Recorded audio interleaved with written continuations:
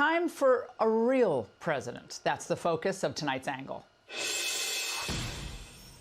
Millions of Americans are suffering, and more than 130 are dead in the aftermath of one of the worst hurricanes ever to hit the United States.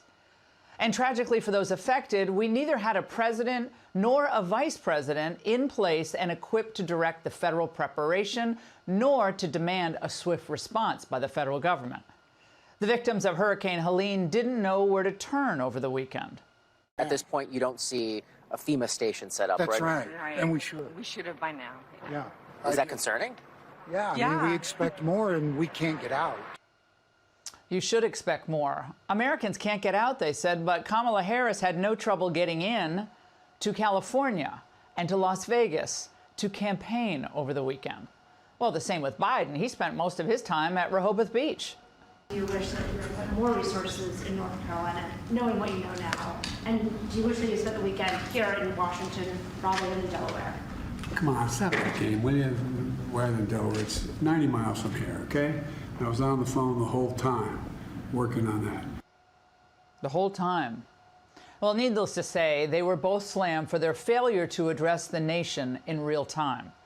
Asleep at the wheel, absentee leaders, the dereliction of duty. These were just some of the phrases ricocheting around Instagram and Twitter about what seemed like a low-key public response to an epic natural disaster. Now, Biden finally got shamed into going. He says he'll go to the region on Wednesday. As for Kamala, her team released a statement saying she would visit the regions affected when it was not disruptive to ongoing operations. Now, what they really meant was when it wasn't disruptive to Harris's previously scheduled campaign events. We saw what a real leader's response is like this afternoon, though, in a very hard-hit area of Georgia. We have a lot of truckloads of different items, from oil to water to all sorts of equipment that's going to help them. Many thousands are without power. They're running low on food and fuel. We brought a lot of it down with us. It's going to be distributed now or soon throughout Georgia, as well as North Carolina, South Carolina, Florida, Virginia, Alabama, and Tennessee. And yet, remember all the blather at the DNC about how Trump doesn't care about anyone but himself? Throughout the region, our hearts are with you, and we are going to be with you as long as you need it. It's called an hour of need. You're in our prayers, and we pray to God, and throughout this the long weeks that lay ahead, you're going to have a lot of work, but the end result is it's going to be good. Harris couldn't even give up a day on the trail to pretend to care. Yet hours after Trump showed up with truckloads of supplies, speaking to first responders and volunteers, Kamala showed up at work. I have received regular briefings on the impact of Hurricane Helene, including from Administrator Criswell. And over the past 24 hours, I have spoken with Governor Kemp of Georgia, Governor Cooper of North Carolina, and many local officials. I have shared with them that we will do everything in our power to help communities respond and recover. Well, that's fine. And of course, the government should be mobilized to help. But that does not change the fact that Biden and Kamala Harris were not at the White House driving our federal preparedness last week. On the hurricane, Mr. President, why weren't you and Vice President Harris here in Washington commanding this weekend? I was commanding. I was on the phone for at least 2 hours yesterday and the day before as well. I command. It's called a telephone. And all my security people. Okay, well, your job isn't simply to be briefed as you hunker down in Delaware or just proceed as if nothing's wrong on the campaign trail. When you're president, you're actually the nation's chief executive, and you're constitutionally bound to ensure that the laws are faithfully executed. Now, implicit in the oath of office is a pledge that your policies will prepare and protect us preemptively. And that means we don't appoint people to key positions, key cabinet positions, because they're a first this or that. It means that you don't waste money that we need in times of crisis or fuel by draining the Strategic Petroleum Reserve to help your party win the midterms. What it means is that you're president in Washington and on camera reassuring the public before, during, and after a crisis. That means you're leading with confidence. Now, every college football coach in America, you all watch the games over the weekend. Frankly, every senior associate at every major law firm works harder at their jobs than Biden and Harris. It's not leadership to release a statement or release a photo while you're on your campaign plane. It's not leadership to say that you spoke with officials on the ground or I'm getting regular briefings. A chief executive drives the key personnel and knows enough to ask the right questions, like how do we get more potable water in place before the hurricane hits? And how do we distribute it as fast as possible?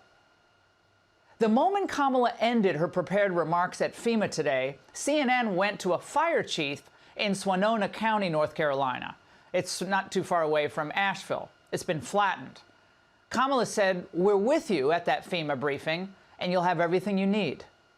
Total destruction, devastating, and I don't even know if that would even be the right word to say. This will not be a repair. This will be a rebuild. Do people in your region have basic necessities like electricity or water? No, the water and the power is both out currently in our area. The businesses through our main part of our community, that they're going to have to be torn down and rebuilt. The main bridge through our community is damaged. That bridge goes over to a secondary road. That secondary road is not there on the east side of the bridge. It's not even there. It's been washed away. Well, they've been out of water, cell phone service, and electricity for, a couple of days now. Now, this is horrifying. Every morning in a crisis like this, we need a real president who will call in all of the top officials to demand results expeditiously, not just get a briefing. All red tape must be cut. All of it. But literally no one thinks Joe Biden or Kamala Harris is doing everything they can beyond just observing what other people are doing. When Governor Ron DeSantis' team knew this hurricane was coming, man, did they kick into high gear preemptively. They had their comms teams ready and in place. They had their logistics people ready, their search and rescue personnel mobilized. If you follow them on Twitter like I do, you saw it all. But Kamala, well, she was busy with other things. Good evening, Nevada!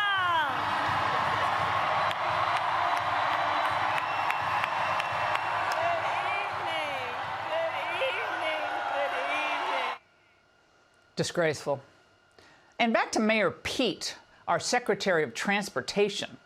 Well, he loves to go on TV campaigning for Kamala. Every 5 minutes seems like he's on TV.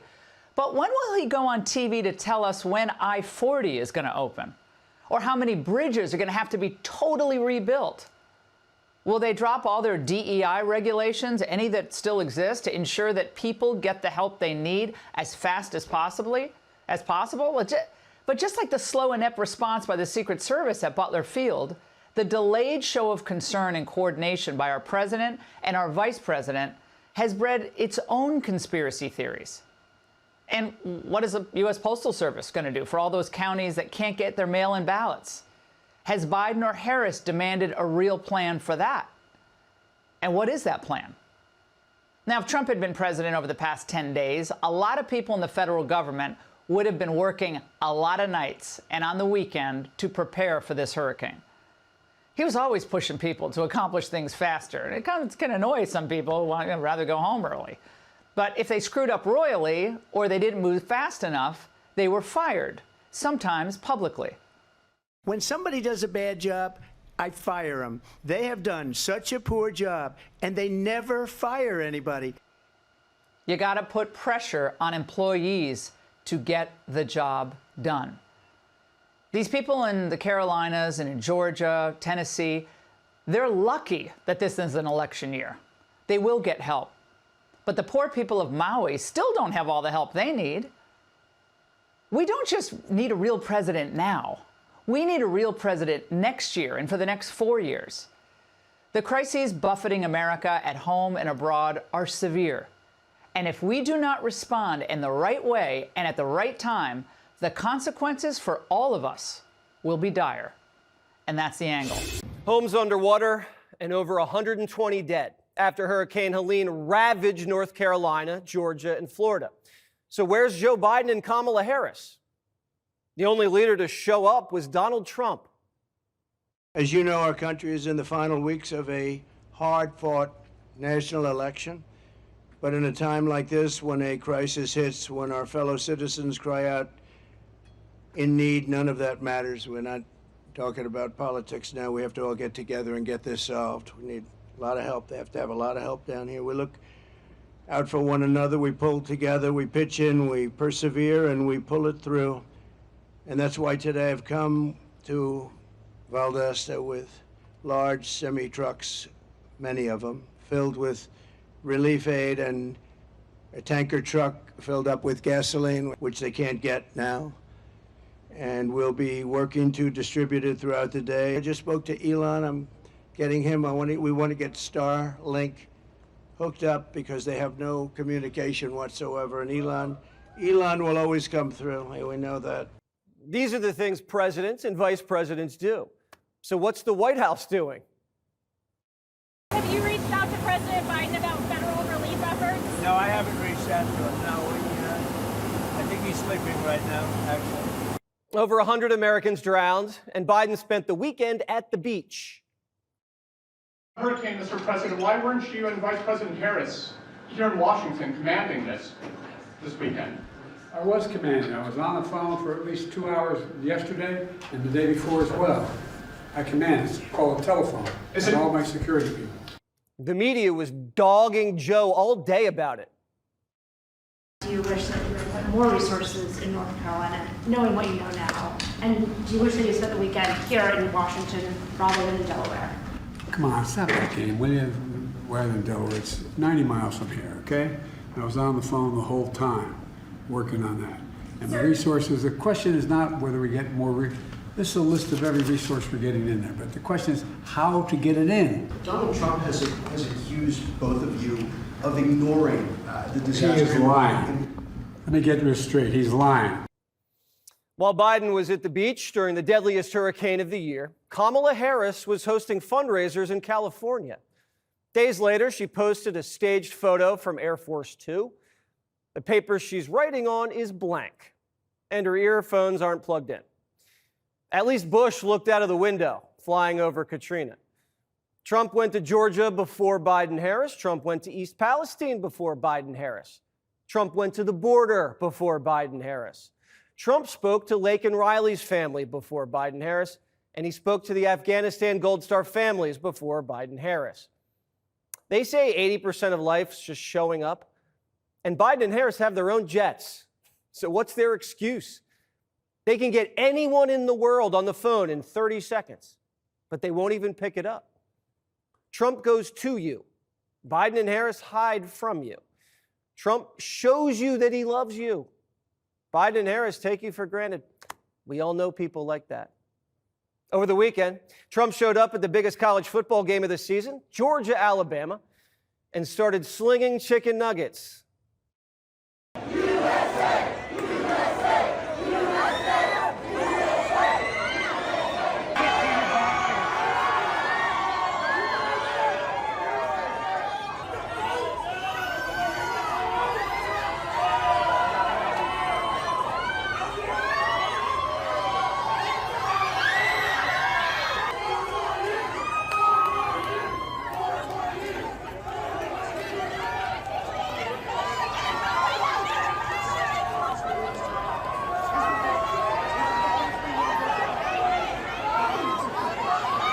When they put him on the Jumbotron, the stadium erupted.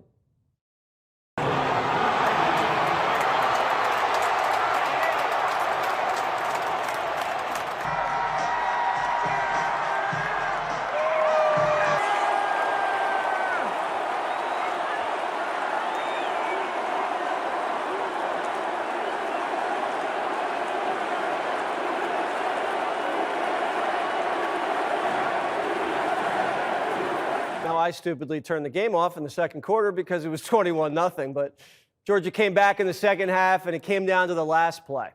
Clay Travis was there with 45. Watch. Today we had kids, Alabama, Georgia. We gave them a Kamala hat and a Trump hat like they do when they decide when they're recruits. everybody we asked was putting on the Trump hat. I think you're going to kill it with young kids, college kids, in a way that you haven't before. Do you feel that momentum? Well, we see it. We're up by like 30 points with the young people, so that's an honor. Look, they see what happens. They're very smart, and look at the way she berated them. She said they're not smart. They're much smarter than her, I'll be honest, but I think we're going to do really well. There has never been energy like there is now. And I guess it's me, but you know what it is? It's also when they look at what's happened to our country is going bad. Our country is a very dangerous place, but we love our country, and we're going to turn it around, and we're going to make America better, greater than ever before. With the football game and the hurricane, Trump's all over Georgia's radar, while Kamala's in California with donors. Trump hitting the full spectrum of voters. He's at UFC fights, Formula One races, golfing with Bryson, doing podcasts with Theo Vaughn, enthusiastically courting the youth vote, promising the return of the American dream. Have you ever seen young Americans go crazy for Kamala? Well, today, she did her first podcast since Joe got whacked, All the Smoke, 2 former NBA players from Golden State. Listen. I am blessed to have an incredible family and incredible friends. My best friend from kindergarten is still one of my best friends. That's crazy. Right? Stacey Johnson. Yeah, that's dope. I love it. We used to go to the clubs and her father Seville. Yeah. Kamala's best friend in kindergarten is still one of her best friends. How's that crazy? What's so funny? Then Kamala was asked about the coup. Look, from the time that the president called me and told me he wasn't running, I mean, it just like everything was in speedy motion. And I was not sleeping so well. And that one morning, I had, I don't know, a few hours sleep, and I like to sleep. I just got up, I was like, and so I just went out and got a pork roast and started marinating. See, time to work. Get to your happy place. And my family happened to be in town, so they were very happy about the whole situation. But I just got up and started, everybody's asleep, I just got up and started cooking. Barack and Nancy staged a coup, and Kamala started marinating pork roast. That's not what she told CNN. My family was staying with us, and including my baby nieces. And we had just had pancakes and, Auntie, can I have more bacon? Yes, I'll make you more bacon. And then we were sitting down to do a puzzle. And the phone rang, and it was Joe Biden. This was the biggest phone call of Kamala's life, and she can't remember if she was making pancakes or pork roast, or whether her whole family was sleeping or eating bacon. It's like everyone's asking Kamala what her alibi was when Joe got smoked, and she's got a different alibi each time. Politicians can lie about a lot of things, but don't lie to me about food. Listen to Kamala when she was asked about her plan for the economy. What is your economic plan moving forward for people who are living paycheck to paycheck and struggling for groceries and rent and homeowners? So, look, I grew up, so my sister and I were raised by our mother. We lived for a long time in an apartment on top of a child care center. That child care center was actually owned by a woman who lived 2 doors down from us, Mrs. Shelton, who was, by all of our accounts and feelings, our second mother. She helped raise us. And so she was a small business owner. I, from a child, knew who our small business owners are, right? I mean, you're business leaders, but you're also civic leaders. You take seriously your voice and how you can mentor, how you can grow, right? Communities and the sense of communities. I love our small businesses. So I've been responsible for billions of dollars more now going into our community banks, because they're in the community, and then they know who's in the community and where the talent is and who's doing good in the community, what the community wants. Why does she say community so many times?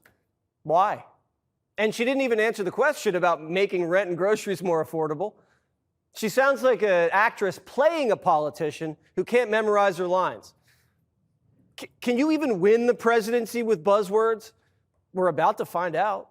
Because every interview she flops. The New York Times says Kamala's an effective debater, but when you throw her one-on-one in interviews, quote, she often winds her way slowly toward an answer, leaning on jargon and rehearsed turns of phrase. using language that is sometimes derided as word salad, but might be better described as a meringue. Translation, it's all puff. But the left's now saying the president's policies aren't important. We don't elect a president based on policies. We shouldn't. We should elect them for the character because we don't know what's going to come up. The president's policies aren't important. You just vote for anybody with good character. All right, so Mr. Rogers should be president. We don't know what he believes about inflation or immigration, but it's a wonderful day in the neighborhood. Kamala covered up Biden's decline, ducked her job as borders are, lies about Trump all day, and doesn't even show up to help hurricane victims. Besides that, she's a nice lady. Ask all her staff who quit. They'll vouch for her. Americans want results. This isn't a beauty pageant. The 4 years he was in office, we were doing good, absolutely good. Kamala, she's already in office and ain't done. Trump's stealing the youth vote. He's doubling his support with Hispanics. And unions now want to make America great again. Look at where Kamala Harris is today. She's only leading by 9 points. That would be the worst Democratic performance in a generation. A Michigan congresswoman, a Democrat, who's running for Senate, says Kamala is in big trouble there. I'm not feeling my best right now about where we are on Kamala Harris in a place like Michigan right now. We have her underwater in our polling. Donald Trump is the lead now in the Real Clear Politics electoral map and would win the election if it were held today. But Hillary's predicting an October surprise. You liken yourself to Cassandra, the Greek mythological figure who could see the future and the prophecies, but was never believed. What is something you see happening in the near future that we should be taking more seriously? I anticipate that, something will happen in October, as it always does. And welcome to Hannity. And tonight we are tracking multiple major stories, both here at home and abroad at this hour. We are monitoring southern Lebanon, where Israel is now poised to expand operations against Hezbollah. Now, this after obliterating the terrorist organization's entire command structure, including its 32-year terrorist leader, Hassan Nasrallah. Also tonight, we're going to get reaction to Kamala's idiotic, insulting photo op trip to the southern border.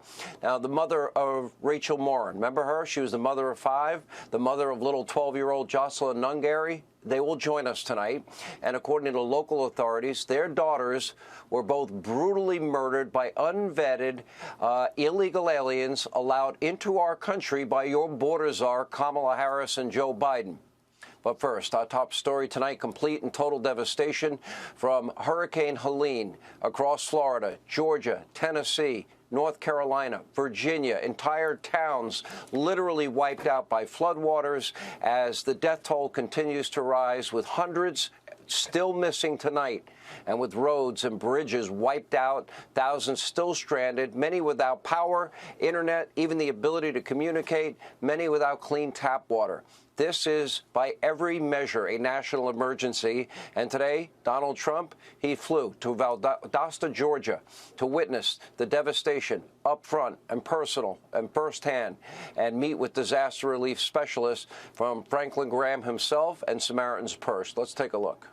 Many thousands are without power. They're running low on food and fuel. We brought a lot of it down with us. It's going to be distributed now or soon throughout Georgia, as well as North Carolina, South Carolina, Florida, Virginia, Alabama, and Tennessee. Homes, hospitals, highways, and cars have been plunged underwater. Entire neighborhoods have been turned into lakes. Nobody's seen anything like it. And to every family that's been displaced here in Georgia and North Carolina, which has really been hit, we were going there also, and they don't have communication. They don't have anything right now. We're trying to. I just spoke to Elon. I'm getting him. We want to get Starlink hooked up because they have no communication whatsoever. And Elon will always come through. We know that.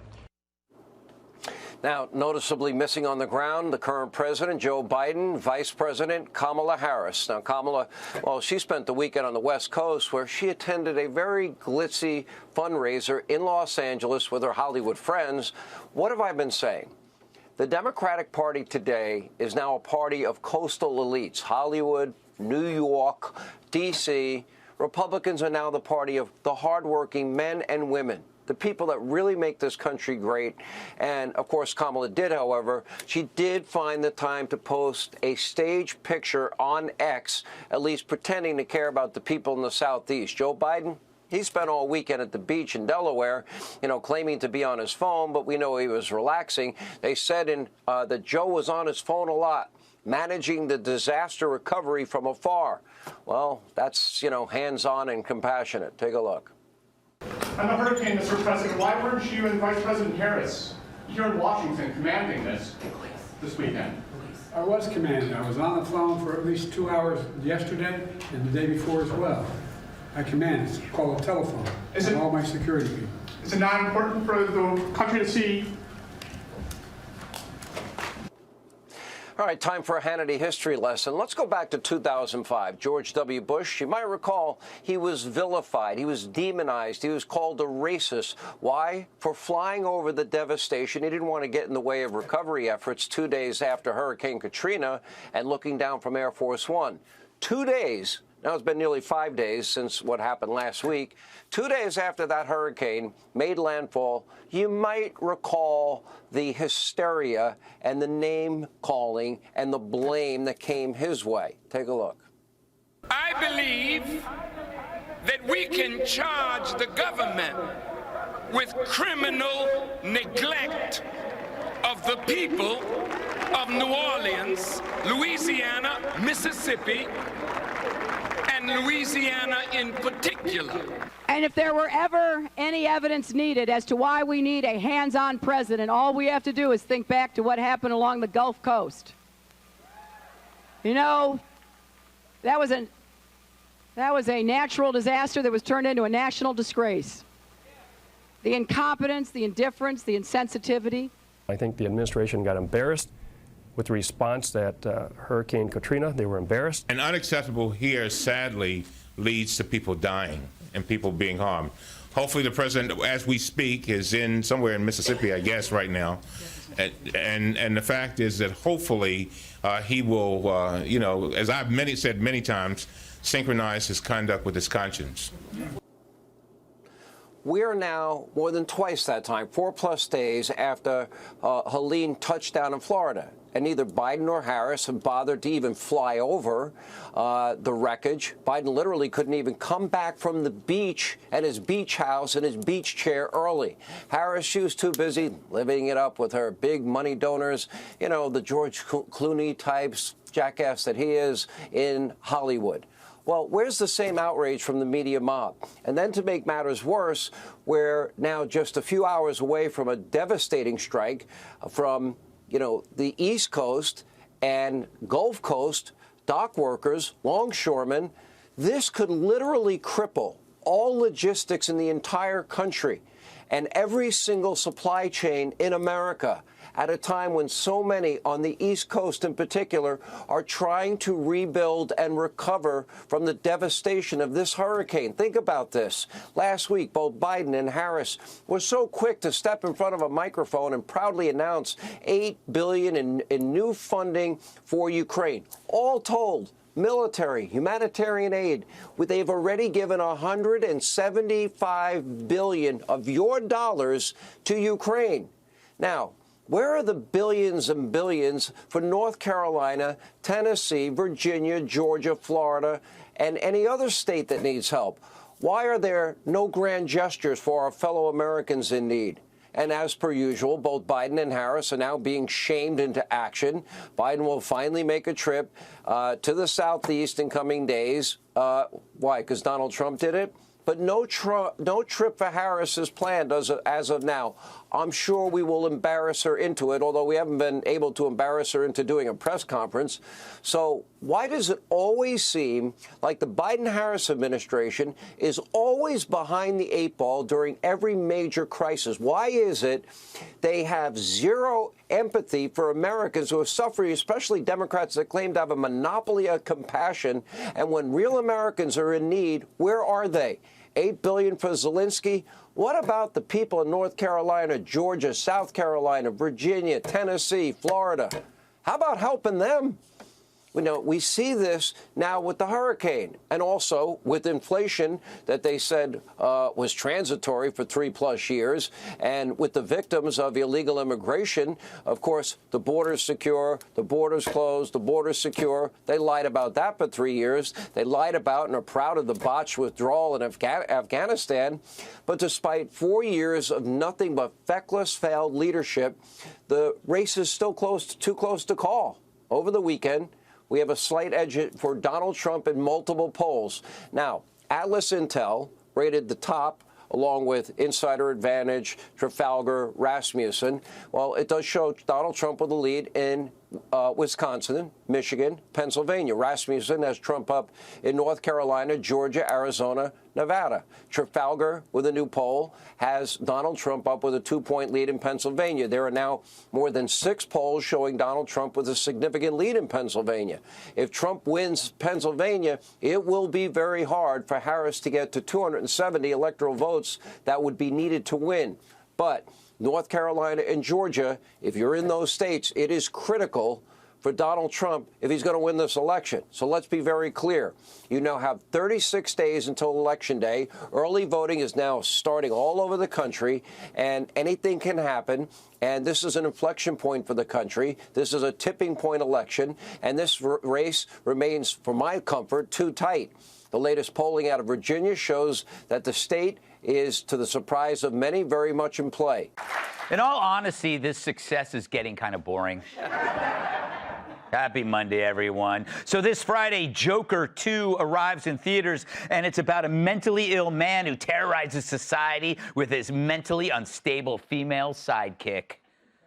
But most of you have already seen it. Yeah, you saw that one coming, huh? That was... Half of the crowd's like, oh, here we go. Earlier today, President Biden delivered remarks on the devastation caused by Hurricane Helene.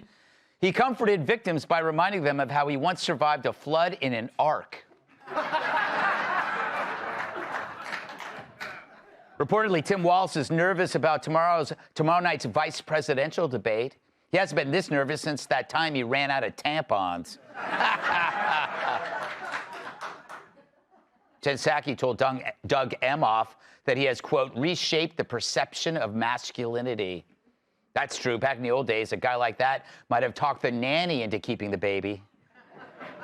Ooh.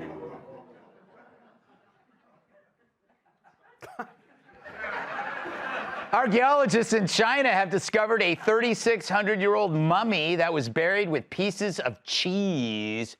"One ticket to China, please," said this man. He's a friend. Oh, you'll laugh at that one, but not the very perceptive abortion joke. Sean Diddy Combs is reportedly off suicide watch. However, the prison guards are still on suicide watch to keep from killing themselves in case they hear him rapping. New York City's fighting the rat population by feeding them pellets containing birth control. Apparently, they kept wriggling out of their condoms.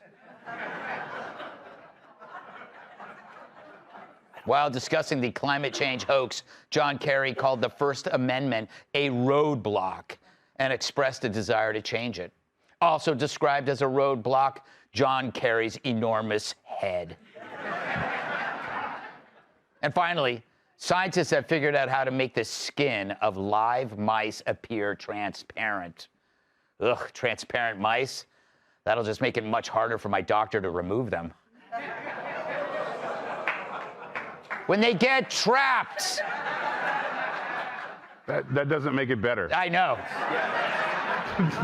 Doesn't make, no. I don't care. You can't catch me. So Friday, a massive story broke out about how our government allowed thousands of rapists and murderers into our country. The source was not some right-wing think tank, a shut-in on social media, or worse, some freaks on morning TV. It was ICE, our own Immigration and Customs Enforcement. Among the non-detained illegals, over 400,000 are convicted criminals, including tens of thousands convicted of sexual assault and homicide. You know, you'd think that a report from those in charge of the border telling us that tens of thousands of thugs have entered and remain here would sort of hit the news. But the media was as quiet as Joe Biden watching Jeopardy and trying to play along. They ignored it the way Hillary ignores having her hooves trimmed. Oof. Instead, it was reported on X and on Fox. The reason is simple. The legacy news decided the story had to be contained. And so they pulled the plug like Andrew Cuomo at an old folks' home. Oh, tens of thousands of rapists and murderers, dead and violated Americans, and you weren't even told about it. Remember that the next time you have the urge to trust the media. Trust them as far as you can throw them. And if you're trying to throw anyone from The View, have the number of a good chiropractor. So how does a huge story break and it only shows up here and there? It's like a sewer pipe after Taco Tuesday, maxed out, ready to burst, but instead of calling a plumber, the media forms a seal against it to keep it contained. That's how the news works these days. With the exception of a few outlets, there's an ideological seal by our media against the natural flow of information to the American voter. And it's to prevent anything but the approved election outcome. Approved by them, of course, not you. And when the pressure gets too much, that sewer pipe bursts, and you're the one who has to deal with all the If America knew what happened at the border under Biden-Harris with tens of thousands of murderers and rapists freed into our country, they'd never in their right minds vote for Harris or any Democrat, no matter how many staged photo ops she takes at a border she helped destroy. Harris visiting our southern border is sort of like Sherman coming back to Atlanta or Alec Baldwin shooting a remake of Young Guns. So, of course, the news must be suppressed. They aren't even fact-checking the stats because they don't have any. And no one feels better hearing, hey, you know, it's actually only 10,000 violent invaders, followed by, oh, and please call them foreign exchange students. Even worse, so-called sanctuary policies limit local law enforcement cooperation with federal authorities. So ICE can't even arrest illegals convicted of crimes. Some communities ignore requests from ICE to hold criminals longer, so the agency can't take them into custody. The result, more vicious, more violent crime in your neighborhood, around your family, your kids. The news may shock you, but it's not your fault. You just haven't been approved to know about what's really going on. And sadly, in America these days, what you don't know can hurt you a whole lot. Now, this is an issue where we should be able to achieve that political holy grail, bipartisan consensus, because there's no question that most, if not all, Americans are against rape and murder, and therefore against the influx of thousands of rapists and murderers into our country. After all, who could be for that, besides the makers of ski masks and bleach? So we're left to ask, why is this happening? Maybe they're doing crimes Americans don't want to do. But why aren't the legacy media even bothered by it? Is it because they're protected from the violent consequences? Or do they fear the political consequences? It's both. Because aside from trying to gain this election, you can bet there are very few migrant rapists running around in the New York Times newsroom or on George Clooney's Lake Como estate. But you, like workers with a desk near Brian Stelter's bathroom, you're just collateral damage. So at the same time, the progressive left hides the actual results of their disastrous policies from you. They're making damn sure they're insulating themselves from those results. It's just so much easier to be a progressive from DNC headquarters. Hey, Sean Hannity here. Hey, click here to subscribe to Fox News YouTube page and catch our hottest interviews and most compelling analysis. You will not get it anywhere else.